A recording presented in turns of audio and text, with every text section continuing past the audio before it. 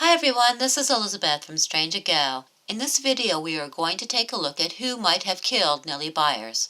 Nellie Byers, a 24-year-old school teacher from Grant County, Kansas, left the schoolhouse shortly after 4 p.m. on October 22, 1915. She made her way to the boarding house where she lived, but never arrived. By nightfall, nearly every man in the area set up a search to find the beloved schoolteacher. They searched all night, and by morning her body was discovered underneath a pile of leaves and weeds.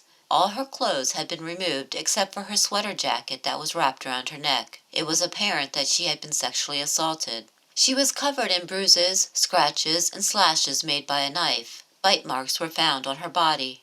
It was obvious that the 160-pound woman, described as having a strong, rugged physique, had put up a fight. Finger marks showed on her neck where she had been choked to death. The entire county was on alert. There hadn't been a murder in the county for over 20 years. Bloodhounds were called in from a nearby town. As the men waited for the bloodhounds, a posse of over 100 men was formed. The men armed themselves with guns, knives, and ropes. Determined to catch the killer, they blocked off every road leaving the county. One posse member stated that, "If we catch the murderer of Nellie Byers and are convinced beyond a doubt that he is a guilty man, we will save the county the expense of holding him for trial. There is no capital punishment in Kansas under the law, and this is a case that merits just one punishment, death." When the bloodhounds arrived, the dogs led detectives to a nearby farmhouse where 34-year-old Archibald Carlos Sweet was staying and working as a farmhand. It was a Henson farm. Archie admitted that he had been near the scene of the murder and that he was out hunting rabbits, but said he was innocent of the crime. Fearing a lynch mob, Archie gave himself over to the police. While in custody, Archie's body was examined by 3 physicians. No marks, scratches, or bruises were found on his body, although it was apparent by Nellie's hands that she had fought against her attacker. Archie's teeth were checked because whoever bit Nellie had a missing tooth on the left side of his upper jaw. Plaster of Paris impressions were taken from Nellie's body to be compared with suspects, and Archie's teeth were not a match. Archie did not have a missing tooth on the left side, and the police stated in a newspaper report on October 25, 1915, that they believed Archibald was innocent. However, because people were growing more and more angry over the murder of the young schoolteacher, Archie was taken to Dodge City for his own protection. A search through Archie's possessions uncovered a shirt with a few bloodstains on the wristband and a torn sleeve. This was believed to have been physical evidence that Archie had something to do with Nellie's murder. A stranger sighted in the area was also being sought after, but he was never located.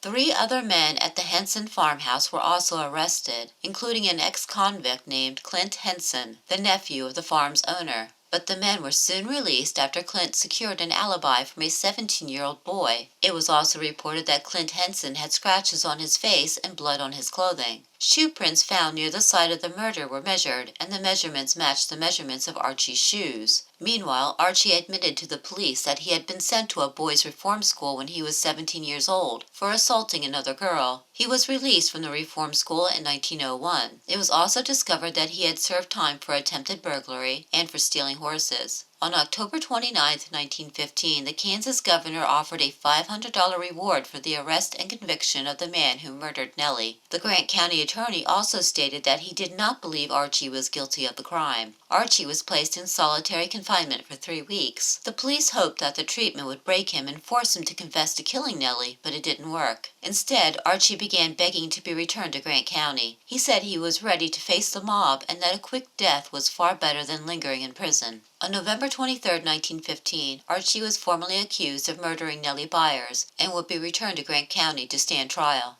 On January 25, 1916, a Dodge City dentist was asked about the dental evidence in the case. He displayed his collection of bite impressions from Nellie's body, from Archie, and from Clint Henson. According to the dentist, teeth marks on a body are not reliable sources of evidence because the skin stretches. In spite of his feelings about teeth impressions made in flesh, the dentist conceded that the bite marks were not made by Archie, but could have been made by Clint Henson. It was again brought up that Henson had an alibi for his whereabouts on the night Nellie was murdered. The footprints were brought into evidence, and Archie stated that Henson had borrowed his shoes that day. During the trial, the evidence was considered circumstantial. There were no witnesses to the crime, the dental evidence did not match, and the only real proof they had of Archie's guilt was the bloodhounds. Archie's attorneys called for the arrest of Clint Henson and Earl Blake. This was one of the first times Earl Blake's name was mentioned in public. The defense had evidence that Earl Blake had been intimate with Nellie, but his involvement had been kept quiet because he was a clerk of the district court in Grant County. The request for their arrest was denied, and the evidence of the bloodhounds tracking down Archie won the case for the prosecution. Archie was given a life sentence for the crime of murder. His appeal for a new trial was denied in 1918.